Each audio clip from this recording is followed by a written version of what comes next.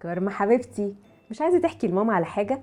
اصل انا امبارح بصراحه كده وانا بجيبك من المول حسيت ان في حد بيحوم حواليكي. مش عايزه تتكلمي مع ماما بصراحه كده تقولي لي ايه اللي بيحصل؟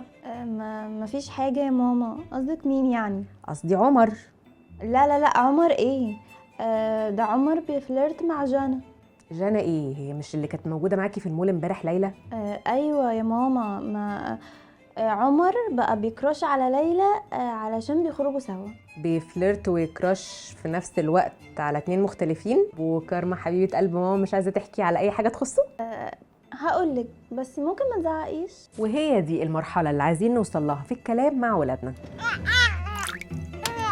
الصراحة في كل المواضيع، وخاصة في المواضيع اللي هما بيخافوا أو بيحرجوا يتكلموا فيها. وقبل ما تهاجموني استنوا كده شوية وافتكروا إن إحنا من وقت مش من بعيد خالص كنا مكانهم وكنا صغيرين برضو، وبتحصل معانا مواقف شبيهة. صحيح الزمن غير الزمن، لكن لازم نتكيف ونتأقلم مع احتياجاتهم علشان نحميهم ونربيهم صح، ونشوف هما فين وإحنا اللي نروح لهم، لأننا لو فضلنا واقفين في مكاننا المسافة ما بيننا وما بين ولادنا هتبعد قوي. وعلشان تجرأي بنتك احكي لها انت عن نفسك في فترة مراهقتك، انت كنت بتعملي ايه، عن علاقتك باصحابك، وحسسيها ان انت بتحكي معاها في اسرار. وكمان شوية كده هتلاقيها هي لوحدها بتيجي تتكلم معاكي.